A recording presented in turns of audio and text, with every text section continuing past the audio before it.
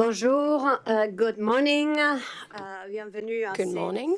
Welcome to the second edition of the Paris Dialogue. Arancha González. I'm the Dean of the Paris School of International Affairs at Sciences Po, and I'm going to be the moderator. And as a moderator, I'll be a ruthless moderator. We are many, and we have little time, and we want to hear from everybody. So I would ask that out of respect for all participants, you keep your interventions to the requested time. As I said, this is the second edition of the Paris Dialogue. Last year we met here under the leadership of 6 organizations, chief among them Agence Française de Développement, to my left. And the purpose was to make Paris the hub of global solutions to ensure every sustainable development goal gets financed. The agenda was structured around 6 axes, from reforming international financial institutions to mobilizing domestic and private resources, to improving data, statistics, and foster innovation, alignment between industry, trade, and development, focusing on the social and environmental dimensions of the SDGs. So the menu was wide, reflecting the wide nature of the Sustainable Development Goals. And we did that just before the Sevilla Financing for Development gathering, where we put together solutions that are now part of the Sevilla Platform for Action. So this is an action-oriented debate. It's not just a debate, it's solutions. What we want to do today, a year later, where there are a few more clouds on the horizon, let's be honest, few more clouds on multilateralism, the value of international cooperation, and the value of coming together to build solutions. What we want to do through this gathering is send a very clear signal that this spirit of together to find common solutions to our common problems is very much alive. So we want solutions, but we also want to give a political signal at the end of this gathering. This is what we will try to get from you, solutions, areas where you're working on that are showing promise, but also a political message of trust, of impact, and solidarity. Again, at a time when all of these values are challenged. So without further ado, permettez-moi de commencer à donner la parole. Allow me to give the floor to representatives of the funding organizations of this Paris Dialogue meeting. The goal for Paris is to be at the heart of these debates. Rémy, you have the floor. Thank you very much, Arancha. Thank you to Pascal Lamy for welcoming us here today at the Paris Peace Forum. I will be speaking French. I am delighted to see you all here for this annual gathering. It's been the case since 2023. This is the second edition at UNESCO, the OECD, at the Council of Europe Development Bank, at the International Energy Agency, and the International Organization for Francophonie. Thank you for being part of this dialogue. Now, 30 institutions are also part of this dialogue. I'm delighted to have someone from the World Bank next to me. And we have forged many coalitions since the 4P in Paris. The goal is to make our voices heard even more. There are 4 key and common topics: education and culture for transition, science and responsible science and innovation, the financing of sustainable development, and how could we think of a services platform here in Paris? The goal being to have a vibrant, structured network in Paris with our different branches. And as you know, there is a new place emerging next to Austerlitz Station to make sure that Paris' attractiveness is well known. And so there are now common debates. You've mentioned the dialogue that we've had with Mrs. Coleman, Mrs. Gelini, on the F4D in Sevilla. And we keep organizing collective discussions throughout the year. And going around the table will help us pinpoint more concrete solutions that we could promote together in the next few months and years to come. The most pressing debate this year was already identified last year. Maybe we had not anticipated the urgency we are in. International cooperation needs to be funded. So we are all concerned, be it directly or indirectly, when it comes to funding international action. Paris is very much involved. Of course, there is the OECD, where official public aid was invented. The SEB, the World Bank, SEB was chairing the group, the multilateral group sessions. And many other players have also been involved. And Paris has also the International Chamber of Commerce, and we also deal with debt issues with the Paris Club. So we all know what the threats are. Official public aid has been disappearing. $60 billion less. We know that in a few days there will be the COP in Belém. We will be talking about the financing of development. I think that we now need a new narrative on financing. We need that more than help.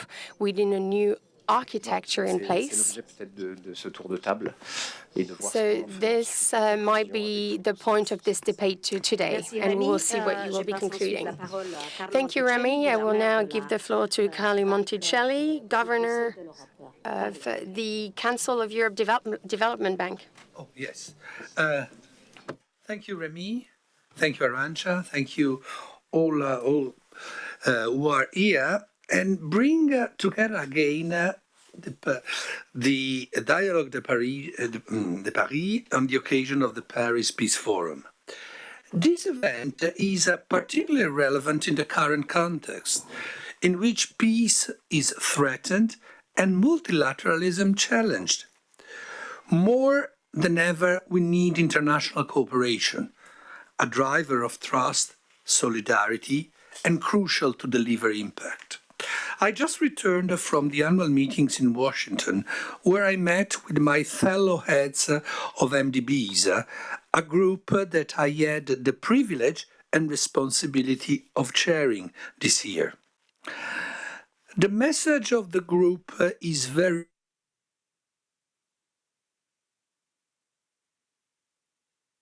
I'm not sure that my distance, I'm mastering the distance of the microphone, but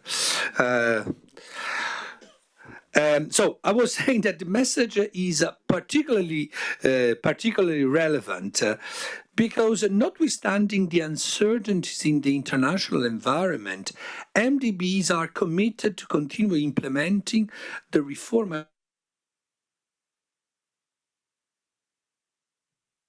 capital adequacy framework measures. MDBs will unlock further lending headroom, currently standing at more than 650 billion for the next 10 years. Really a very concrete, tangible result of our cooperation and action. At the same time, MDBs will continue to work to mobilize more private capital for development. As a multilateral development bank with a unique social mandate and focus on the most vulnerable, the SEB, through its investment in health, education, and vocational training and affordable housing, reaffirms the role that social infrastructure and services have in building inclusive, cohesive, and resilient societies. During our presidency of the group of heads of MDBs, we have pursued the advocacy role for social infrastructure. Indeed, the SEB does the same through the participation in Financing Common and the Coalition for Social Investments. Indeed, a coalition as a method of work are the core of this year's Paris Peace Forum. And this theme particularly resonates well with the objectives of the Paris Dialogue we founded 2 years ago. The diversity of our institutions, of our joint presence in a single location, are strength we must leverage. The Paris Dialogue should serve as an integrator and a multiplier of initiatives, building bridges among ourselves and between us and the other partners to increase financing for better and sustainable development. Since its inception in 2023, our ambition has always been to make the Paris Dialogue a very tangible, concrete initiative. Building on our contribution that Arancha just recalled in her opening remarks, our contribution to the Seville Platform for Action, let's continue to working on very concrete, specific actions, tangible results, and the ability to measure and account them provide us with a powerful voice to promote sustainable finance in global fora, especially the G7 next year, and hopefully the G20 too, once again, notwithstanding the change in presidency. I here want to emphasize again that the SEB, as the Paris-based multilateral development bank, strongly supports the Paris Dialogue initiative as an opportunity to reconcile the two pillars of sustainable development: the green environmental aspect and the social one that is in line with our mandate. I want to thank you, and I look forward to hearing from all of us around the table how we can cooperate to deliver jointly on our ambitions for the people and the planet. Thank you. Merci, Carlo. Je passe la parole à Thank you very much, Carlo. Philippe Barin now has the floor, the President of the International Chamber of Commerce. Thank you, Madam Moderator, my dear Arancha. Ladies and gentlemen, dear partners and dear friends, I am delighted to be here today for this new edition of the Paris Dialogue meeting. This is a unique platform of trust and convergence among public actors, private actors, and people from the civil society. But we should go beyond than just debating. I would like to take this opportunity to convey a simple message. The Paris Dialogue should be a driver for action. And I would like to suggest a major project, and I hope it will receive your support. The world is facing a growing deficit and a growing uncertainty. So to meet these new challenges, we need to show that multilateralism can still deliver tangible results for the benefit of all. Imports from the US only account for 13% of global imports. Most global trade are not only impacted. There are 45 million members, part of our chambers of commerce, and there is an essential lever revitalizing the global trade system. For several years, as you know, we've been seeing worrying, growing trend of obstacles. So the International Chamber of Commerce is interested in the support for an ambitious reform of the multilateral system. Let me underline the term system. We rely on three things. First, reforming the World Trade Organization. We wanted to be more inclusive and more adapted to the current global trade situation. Decades ago, we were not in the same situations.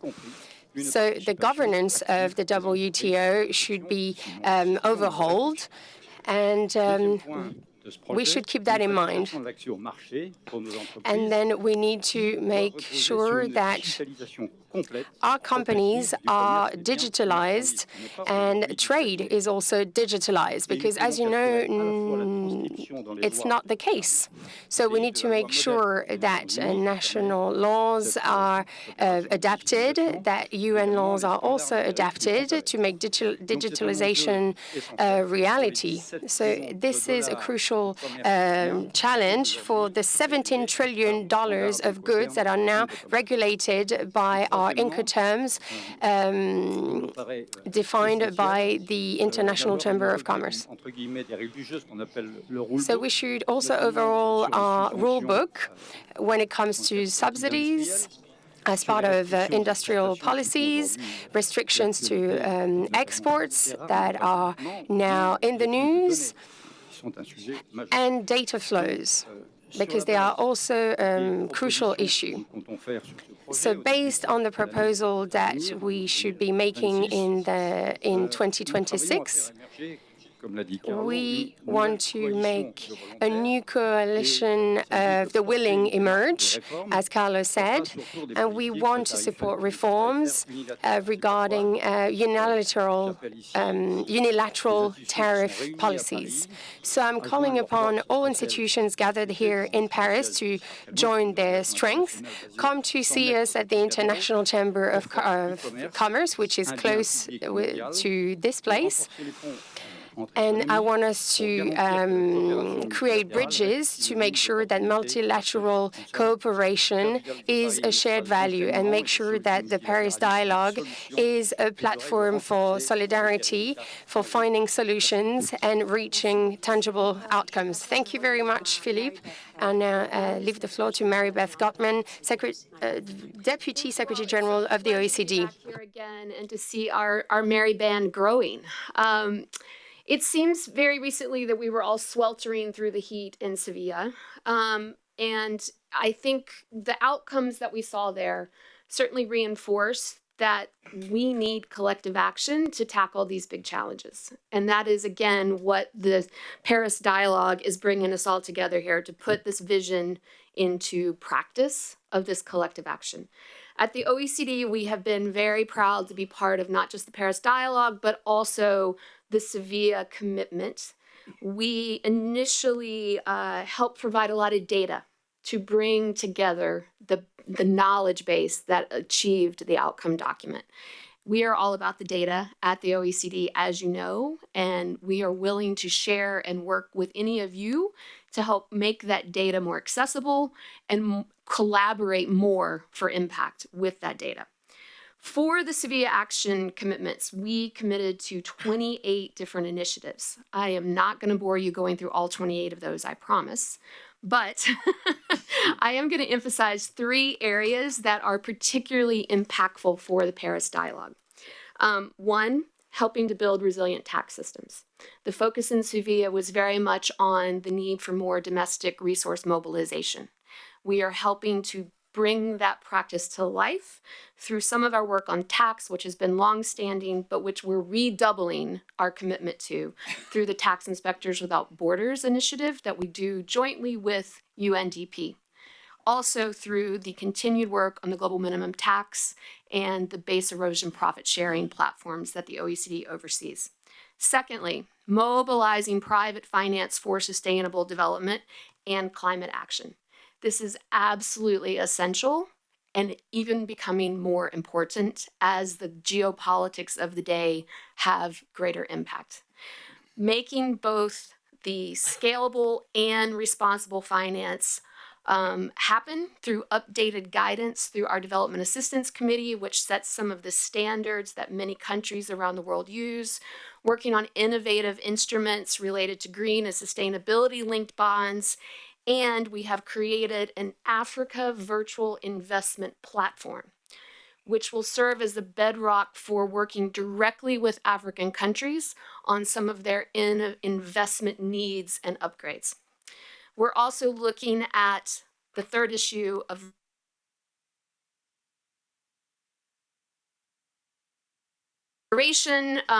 around some of the effectiveness and inclusion. We have all seen the impact that the shuttering of USAID has had on global development. The cut of the foreign assistance funds, however, is not just limited to the United States. Most of the major donors are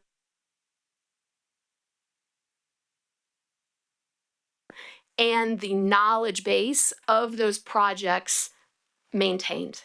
And so part of what we are doing is having a review to make sure that the Development Assistance Committee remains fit for purpose, that it modernizes and that it meets the needs of the day.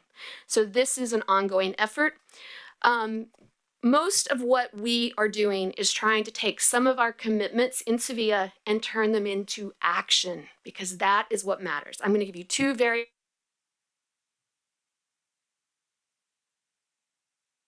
With the International Development Finance Club and the City of Paris, we have established a community of practice to convene local actors, bilateral donors, public development banks, and international organizations to really build coordination and enhance the coherence of some of the delivery of decentralized development cooperation.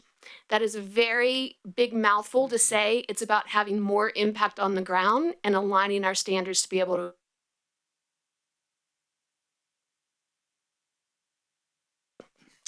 to conduct collaborative analysis and dissemination around the multilateral development finance and showcasing ways to mitigate some of the funding shortfalls that we are now about to see in the multilateral system as well. So all of that to say, thank you for convening us. We want to continue the collaboration, and we really are trying to do more to really focus on the impact and bring more of that to this dialogue. Thank you. Thank you, Mary-Beth. Let me now turn to Florence Brillouin, directrice de la francophonie économique et numérique. Florence. Merci beaucoup, chère Arancha. Merci beaucoup. C'est un grand plaisir d'être au titre de l'OIF ici parmi vous. Thank you very much. I'm very pleased to be here for the International Organization of Francophonie to talk about the question of funding international cooperation, reconnecting trust, solidarity, and impact. Now, obviously, we want to see how we can have better financing for international cooperation, because it seems we are accountable for the results produced when we look at all the different programs that we have. So in concrete terms, at the OIF, we say we have to promote action in the field and work with local players. And that is the spirit which is prevailing. And that way we capitalize on our network with 90 member countries. And we have local partners forming a network too. And we build up the programs with the local players, which are taken on board by the local communities and which contribute to the development of the local economy, so that this can really improve the plight of the communities for sustainable development. So it's networking, doing this with the local policies and the local players, either public or private. And we obviously need input from civil society and local communities. When we look at these programs, including digital programs, we need to have more. We have to have a cooperation with the financing partners and our partners, of course, and private partners. And we need to see that it's not expenditure, it's investment, and it's joint investment. And I think this is a key message that we should convey. We need to promote these integrated approaches, doing the work in the field, and this is like the Paris dialogue with all the international players here. But we have to see our joint view designed to take our fine principles, which are very useful, and turn them into tangible results for the Sustainable Development Goals. The idea is to ultimately work through these economic and digital programs so that there is greater resilience and autonomy of French-speaking countries and, in general, the other countries supported by the different projects. So each program with the OIF, the Secretary General, is focusing on the results obtained and which we can report on to our funding partners, and we can do this through the economic vector, through sustainable development, and we have a program which really uses small and medium-sized businesses and industry in the French-speaking countries. And I would like to call on the International Chamber of Commerce so that we can work together on economic trade, well, for us within the French-speaking zone, but also with other key players, because these are great sources of employment, and they're part of the local fabric of the countries and peoples. And I won't go into the details of this. The Secretary General since 2022 has had 6 submissions, 50,000 opinions, 45 million figures for small and medium-sized businesses. And this is very important. And when you see the size of this, all of this has been done in just 6 years.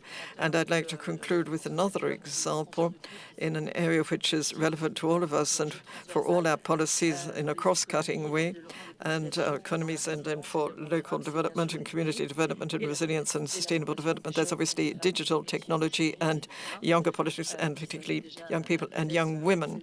And we need to see them stepping this up.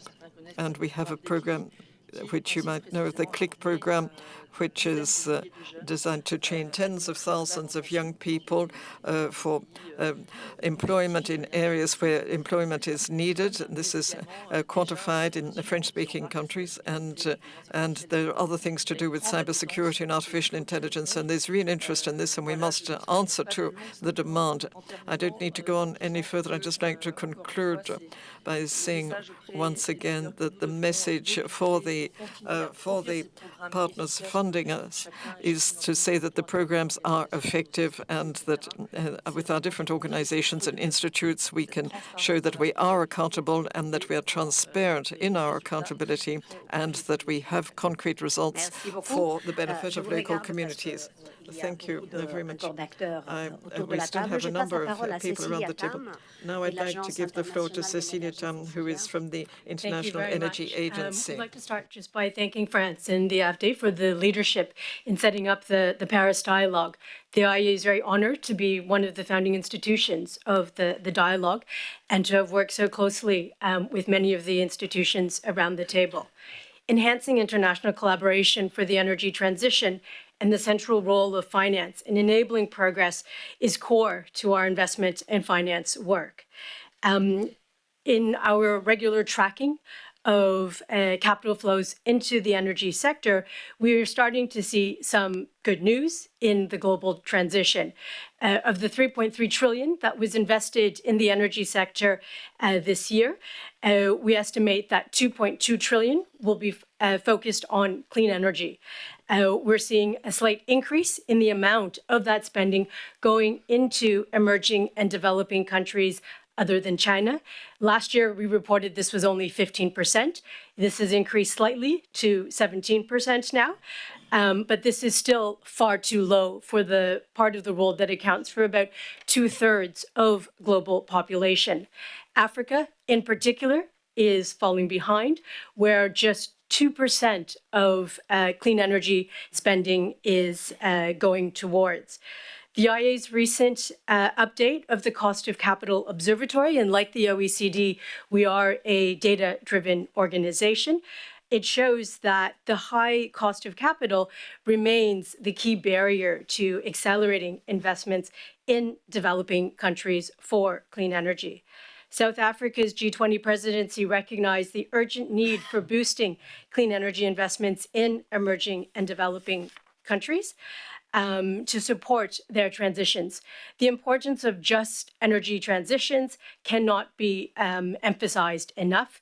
And work that we have done recently in support of G20, South Africa's G20 presidency, pointed also to the fact that too little of the clean energy manufacturing is benefiting the developing world. Emerging and developing countries other than China account for just 5% of the value generated from producing key and clean energy technologies. Africa sees just 1% of this value, despite being a major source of critical minerals. According to new IEA tracking analysis, less than 2.5 billion was committed for electricity access connections in sub-Saharan Africa in 2023. And achieving universal access by 2035 will require, on average, 15 billion a year to be spent over the next decade. 40% of this, we estimate, will need to come from concessional sources. The IEA continues to support the COP29 and COP30 presidencies on the energy sector priorities for the Baku to Belém roadmap, building on the G20 Clean Energy Investment Roadmap for developing countries that was released last year. Just to end with some insights from that analysis, we see that the cost of capital is at least 2 to 3 times higher in emerging and developing countries than in advanced economies and in China. The limited international public funding that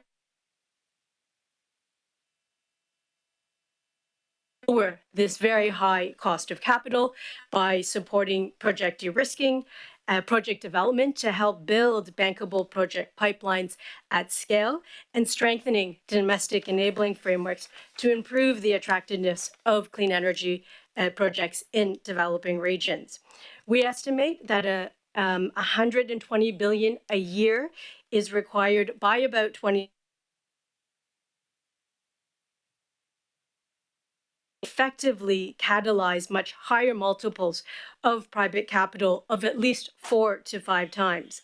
The IEA will continue to support international collaboration aimed at unlocking finance for energy transitions, and we look forward to working with all of you around the table. Thank you. Thank you very much, Cecilia. Let me now turn to Caroline Siebold, UNESCO. Merci beaucoup. Oui, merci. Thank you. It's an honor to be able to speak here on behalf of UNESCO, which is one of the founding partners in the Paris Dialogue. This is a unique format here. It's open, inclusive, and dynamic. And we have all our institutional strengths, as can be seen here with us in the Seville platform for action. Now, the event today is looking at the question of how we should be funding international cooperation. As can be seen in UNESCO's work and efforts, these investments are a great source of potential. Education generates $10 to $15 of economic growth per dollar invested, and we can see that we've got a huge amount of GDP and a large and 5 million jobs. Science, you have France, Kenya, and Germany, and the UK looking at climate included in an analysis of the sustainability of debt. And so we saw a debt for nature swaps there. And there was also a task force set up for worldwide solidarity, looking at the possibility of aviation, the cost of first-class travel or private jets. And then there was work on the multi-dimensional vulnerability to see how this could be factored into mechanisms of international funding. So, dear friends, all this approach is a matter of finding paths, because we know that for institutional work we do come against obstacles. For example, the obstacle of the Security Council of the United Nations, and we know that certain decisions can never be taken there, and that's a fine example. But in the world of development, we have to find other paths where we can find compromises. And the Paris Dialogue is an important platform, and and with France presiding G7 next year, and we're going to have the G20 summit soon. And with your work together, I think we can see that we all need support for action so that we can work on these basic questions which are really important now, and particularly for developing countries. I am from Africa, and I can tell you that concern levels there are very high. A few days ago, I was in Washington at the IMF and World Bank meetings there, and I can tell you that the African ministers of finance are completely lost, and they're wondering and speaking out loud about it. So, dear friends, we need to work together. And we can see these concerns, and together, I'm sure we can find the way to move ahead. Cher Moussa, je passe maintenant aux acteurs du financement du développement et de la finance durable. Je vais commencer avec la Banque mondiale. Stakeholders of sustainable financement. I will start with the World Bank. The floor is yours, Martin. Voilà. Merci, Arancha. Thank you so much. And thank you for inviting me to take part in this roundtable. Of development finance in French, I risk to speak franglais, and that would be an offense to the French language. So bear with me. I have only recently arrived in Paris, but I welcome this opportunity to join this roundtable because, of course, the issues you're discussing are very much at the heart of what we are discussing at the World Bank. First, 2 sentences on why still invest in development. It is an investment.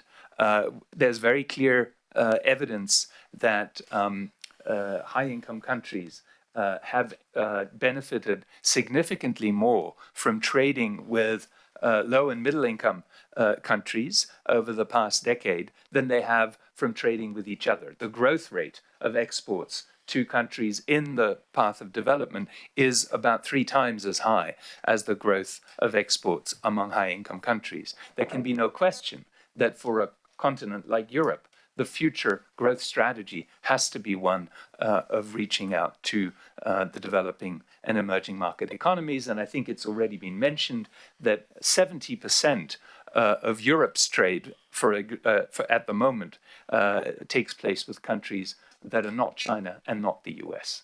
So this is just to complement the statistic that was given by Carlo that, no, I think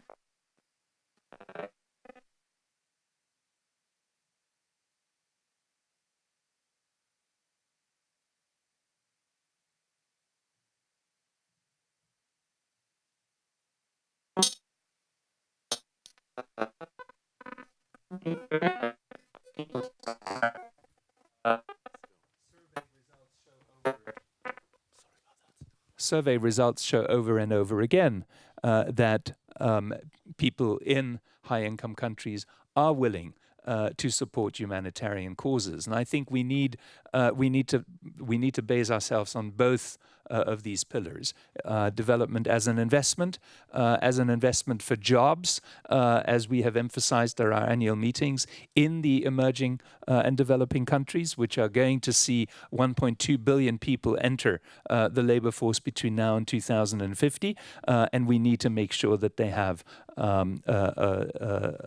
economic opportunities, but also based on solidarity, which is still something that motivates a lot of people in higher income countries.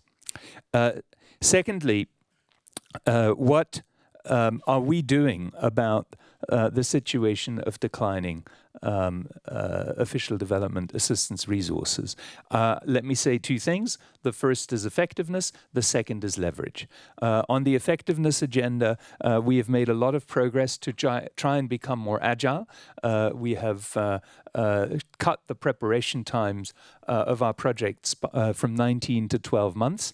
If you translate that into simply development results coming earlier, development delayed is development denied. And so you can see how this on its own is already having an impact. But we're not stopping there. We're changing the way we're organizing the interaction between the Knowledge Bank and the operational parts of the World Bank, reforms that are ongoing, all targeting to bring the right development solutions to our clients more quickly, replicate what works, and scale.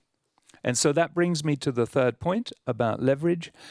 We have made great efforts to increase the amount of private investment that we mobilize with the limited public resources we have. At the discussions in Washington a couple of weeks ago, we laid out how public investment in foundational infrastructure such as health and education, but also backbone physical infrastructure is one of the pillars for mobilizing more private capital.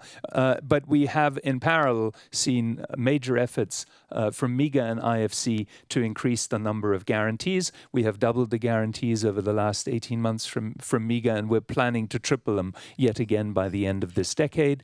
And IFC has recently, you will have seen this, launched securitization of its portfolio, again allowing institutional investors to come into the development space. And there is a lot more going on. We're thinking about more hybrid capital solutions to stretch our balance sheet wider.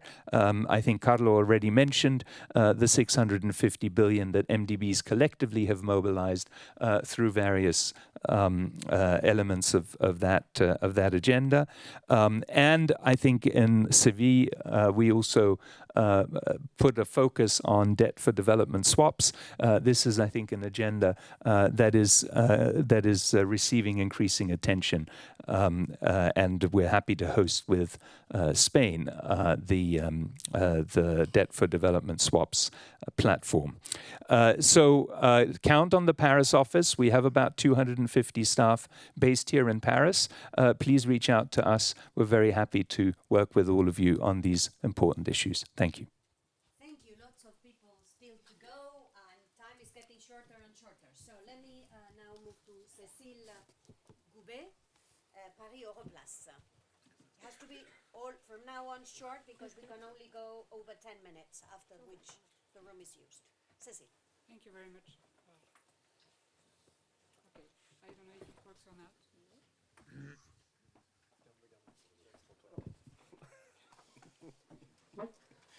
Merci beaucoup. Ça fonctionne? The microphone is not working for now. Interpreting will resume when microphones work.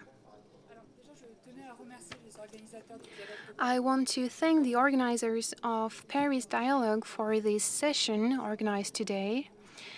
You know how the Sustainable Finance Institute cares about this topic. Our institute has been working on this topic since the first Paris Peace Forum. Ça a commencé. Parfait. Avec une déclaration des acteurs financiers de la place de Paris à la suite based on a declaration following this first Paris Peace Forum and this first Paris Dialogue. We agreed that it was of the essence to have more hybrid mechanisms for emerging markets, better access to data, as we were saying, and strengthen capital capabilities of developing countries for sustainable projects and profitable projects.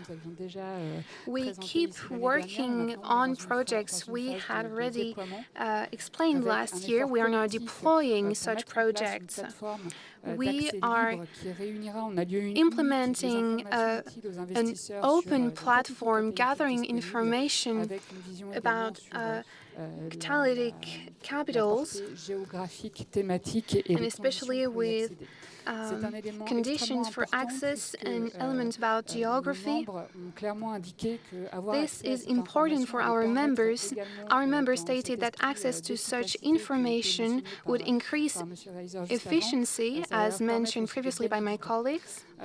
This will enable us to spare time and be more efficient. We will also keep nourishing this dialogue dialogue with different partners between public and private partners to remove obstacles to dialogue. I will not go much further, but what is clear is that we are working on this tool for catalytic capital. We are developing this tool on climate policy initiatives and convergence. Thank you, Cécile. Now, Theo Meridium, you have the floor. Founder and chairman of Meridium. Happy to be here, which is another opportunity to take stock of what has happened since Addis. We've had the opportunity in Sevilla a few months ago, but also in Finance in Commons in South Africa, and also more recently the preparation of a G20 in South Africa. And I invite you to read the report on infrastructure and sustainable finance, not because I'm a co-chair, but because it's interesting to do. It's been the opportunity to take stock, and without being complacent, I think we should always tell ourselves that there are a few very positive progresses made over the past 10 years. And very quickly, it really is the outcome of coalitions of the willings. Coalition of the willings of the MDBs that finally got to understand that mobilizing private sector capital was important in their agenda and their mission, but also working together rather than competing with each other. Finance in Commons, that has been a great coalition of the willings involving philanthropy, all the MDBs and the finance development institutions and private sector, that has really been creating an ecosystem that allows people to collaborate to deliver outcome. And I think that's important. Other important piece, the work of the OECD and the DAC on sustainable finance and blended finance has been providing a number of tools for people to really put in place and focus on delivery, action versus how do we go about this. And I think we have all the tools nowadays. It's all about action. So action, but on the negative side, of course, still not enough capital flowing to finance SDGs and development, not enough capital flowing at sub-sovereign level where SDGs and development is more important, and not enough still collaboration to mobilize capital.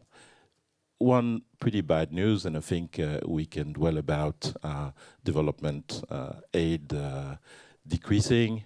It's unlikely that it will increase in the next 10, 15 years. So it's a fact. What can we do about that? Yes, we can continue to push governments. But since multilateralism at a political level is, let's say, at a low, let's try to focus on coalitions of the willing slightly below, from MDBs to stakeholders, private sector, and civil society, to really try to leverage every single euro or dollar of public aid and leverage it with private sector philanthropy to make the most out of it to deliver these SDGs. So really, that's, I think, a very key focus. Also a very key focus to provide access to the most fragile community, and I'm finishing here, and another focus that will cost us a lot if we don't act soon is resilience and adaptation. Thank you. Thank you very much. Let me now go to civil society and academia. Je commence avec Frédéric Worms. Merci beaucoup. Frédéric Wells, you have the floor. Yes, thank you for this ongoing dialogue. Year after year, we can feel that the movement is setting up, and there's also some urgency in here. I will keep speaking French. I will talk about academia, research, general principles, what we've been doing since last year and what is yet to come.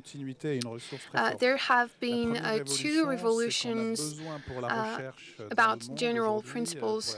Research, scientific technology-based research need funding. We need to scale up funding in such fields. Compensating is another revolution. And we have been witnessing this change. Funding will lead to results. We need to build bridges and quicker bridges between research and innovation. And I will not go into further details due to a lack of time, but there are shining examples of that. But we could talk about scaling impact in schools. Schools in higher education are ecosystems based in a region. There's, for instance, the Paris School of AI, but there are many more. They work at a local and more international level. People in information must not be top-down, but multilateral approaches for excellent opportunities and curricula. What have we been doing since last year? Last year, I had taken the floor to talk about the AI Paris Summit under the direction of Anglo, the president of ENS. There's AI coming from the US, and that is pushing us to move forward and make progress.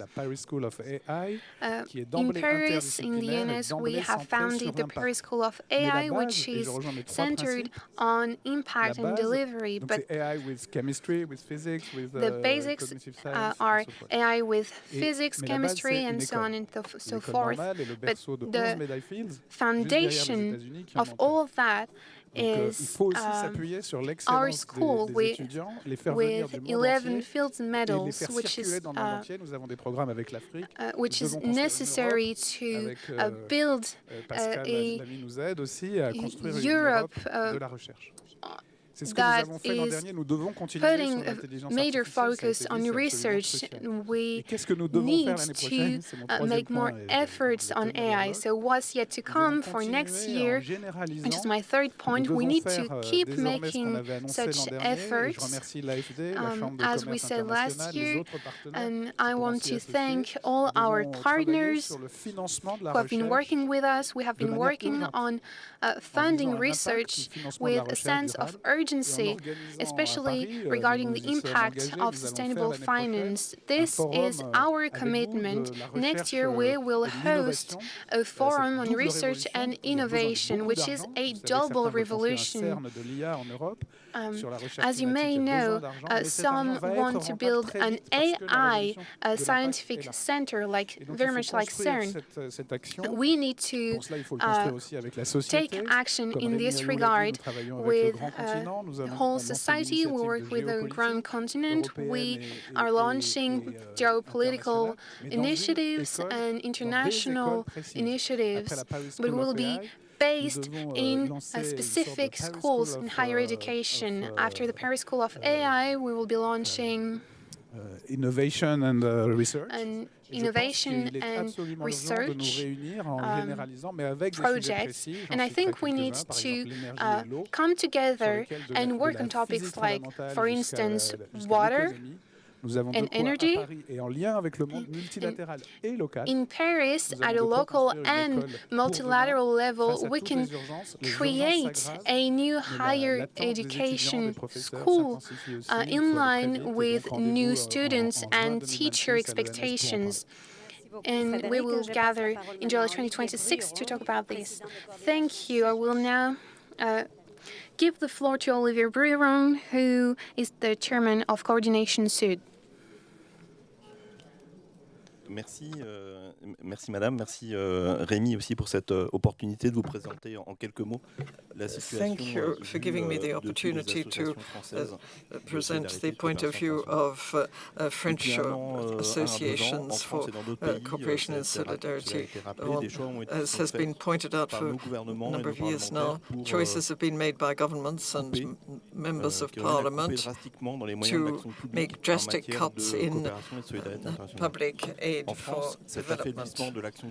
And this has been massive cut in France. It's now down 40% between 2024 and 2025, and there's a draft finance law for 2026, which will mean further cuts. That's being looked at in Parliament at the moment. And this is contrary to a law which is still valid, and it's contrary to commitments made internationally, for example, in January 2023 at the conference mentioned earlier.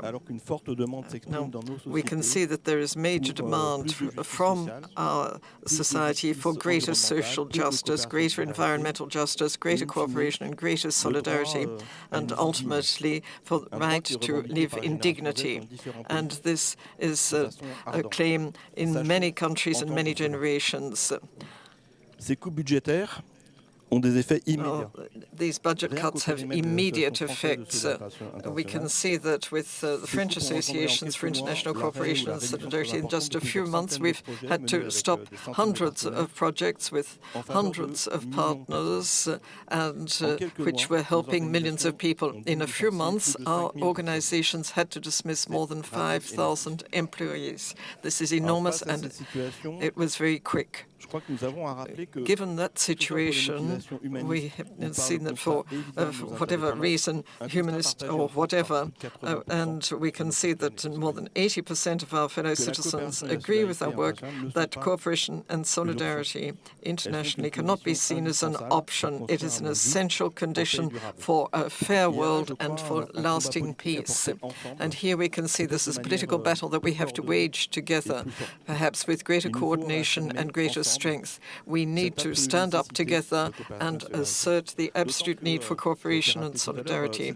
As was pointed out earlier, this cooperation and solidarity have shown that they can improve the living conditions of millions of people, and particularly those in the most drastic situations. And this is improving their health, their education, food security, access to water, gender equality, and respect for rights and laws.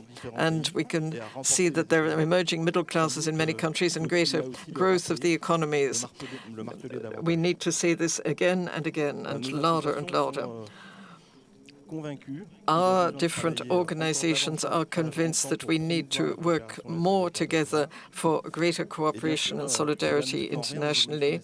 And of course, this is not going to be done without further improvements, and we need to improve governance. But this cannot be done with the most powerful countries withdrawing their support. Quite the opposite. So let's act together. I'm delighted to see us here together. We are willing to work together with all concerned so that we can have this cooperation. Thank you very much, Olivier. And now just 1 minute for Frederic Jung for the Deputy Director for UN Affairs at the French Ministry for Europe and Foreign Affairs. And we have the Paul Simondon, who's Deputy Mayor of Paris. Then we'll have to leave the room. Now, just 3 very short ideas. First, to say that given the storms and clouds that we've mentioned, we are still greatly committed to multilateralism for security, human rights, and development. And the Paris dialogue is an expression of multilateral dialogue, and it's obviously very important. The second message is that in the situation with these storms and with the withdrawal of funding, as mentioned, and particularly for development funding, we can see that the United Nations have launched a major program for cost cutting. And in that situation, there are opportunities. And there's an opportunity to make organizations and agencies more efficient and effective, and there are opportunities for Paris and France. And I think we could have more international organizations here.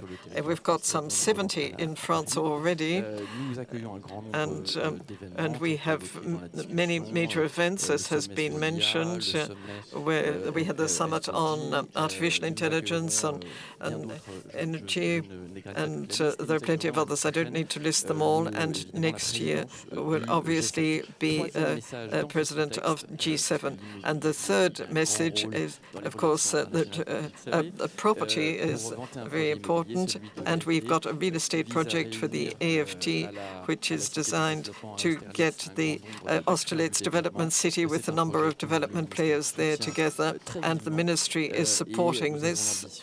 And the ambition is that by 2027, we should have a United Nations home and have a number of the agencies of the UN on that site too. Thank you. Thank you.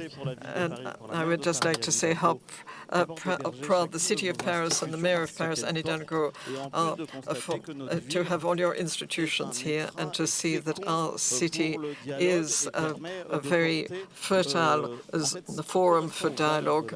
And we are here expressing the values of Paris. And of course, international solidarity is one of them.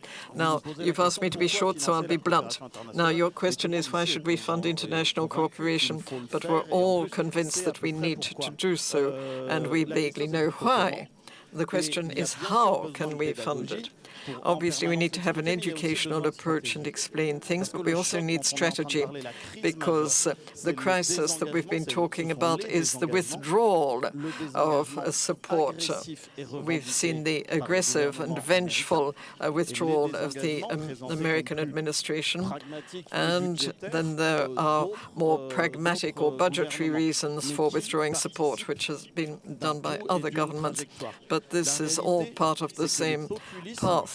The problem is that populism has turned development aid and international solidarity a symbolic cause, and they're not going to give up on it. So for our coalition, as seen here, we need to be brave, and according to our specific skills and areas, with international bodies, academics, scientists, members of civil society, and so on, have to take their role. But we also need political leadership. That's essential. Otherwise, I'm sorry to say, it'll all be swept away. And so this is a real issue.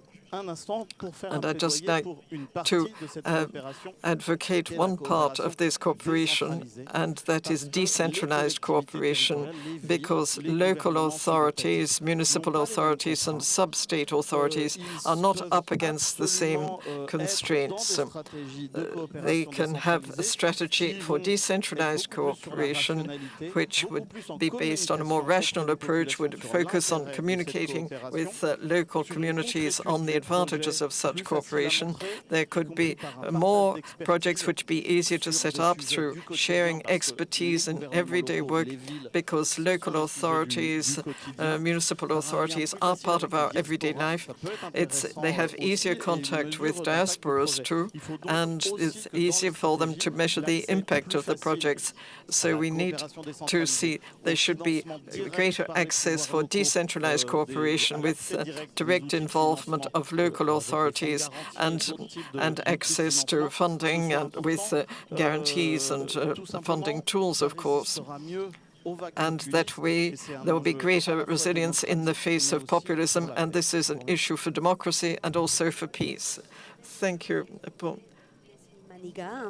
And I would like to apologize to Nesmi Manigil, to Sabine Beckett and Jean-Marc Boivin and Amélie Baudot-Ifbin, because you did not have an opportunity to speak here this morning, but your messages will be included in discussions and in the report on the days. So I would like to give the floor to Pascal Lamy, who is hosting us as the president of the Paris Peace Forum. Pascal. J'espère que nous vous accueillons plus que nous vous abritons, au cas où. Non, juste un mot, et j'aurais aimé parler après. I'd just like to say something. I would have liked to speak after Amélie Baudot, but we don't need to look at the commercial side of the Paris Peace Forum. But as you know, these are one-off initiatives, they're less sustainable initiatives. We look at these, the international agreements, but we have devoted 8 years incubating these initiatives, and we can see that they work. So my key point is very simple.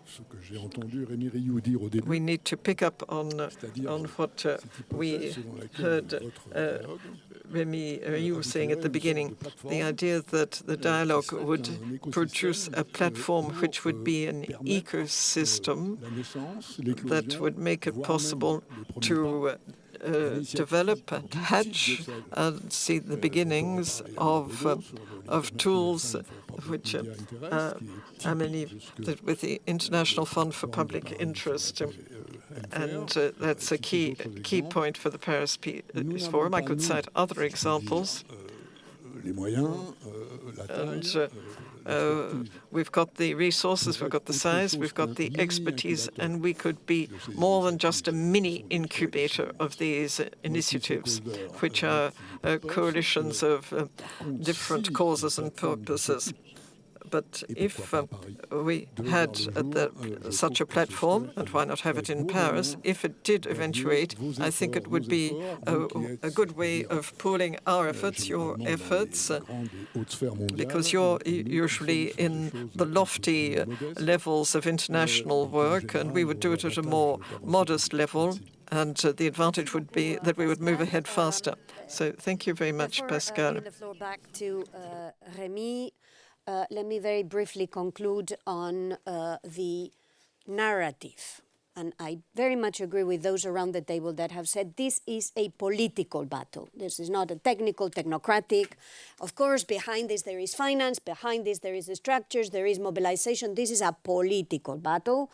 And it's a political battle that has to be anchored in this idea of trust that will come from showing scale, results, and impact, with the notion that we are in it because we want, because we believe in solidarity. I haven't forgotten about solidarity, because we believe that investing commonly pays off, because we know that education, culture, science has an incredible multiplier effect on the ground. So we are convinced about that. And this is why if we cannot do this all together, we at least want to do this in the form of coalitions, platforms, willing ecosystems that would help us drive this message with a lot of vigor. So on the narrative, I think we've got, you've given us a lot of elements that will help us build this political message to push back. Rémy, over to you. Merci Arancha, merci. Thank you, Arancha, and thank you one and all. And I'd like to thank all the Sherpas of the different institutions who've been working and are in contact outside these annual events. We've heard that there was a great diversity and a great wealth of different voices from Paris and our institutions. We didn't hear them all, but we know that they're here. And we've noted that there are messages which we have in common, and they are key messages. And as you said, Arancha, we want to defend international action and solidarity. It's as simple as that. But it has become increasingly difficult. And this is the message that we need to convey together and make sure it is heard. We've also heard about a lot of concrete projects, innovations, technical proposals, and so on. So if the platform could help those move ahead, obviously they wouldn't all be working together, but they could establish links between us, and a number of us could work together, and I think we would find better funding, better support, and better presentation for them. So as our family, our community here we can do that in all freedom. And on the specific subject of funding international cooperation, what I would like to suggest, but Frédéric Jung from the ministry will correct me if I'm wrong, but I think we can pool all our ideas and perhaps we could make a contribution for the French presidency of G7 next year, which would be very useful for the situation we're in at the moment. So thank you very much, and we'll see you next year.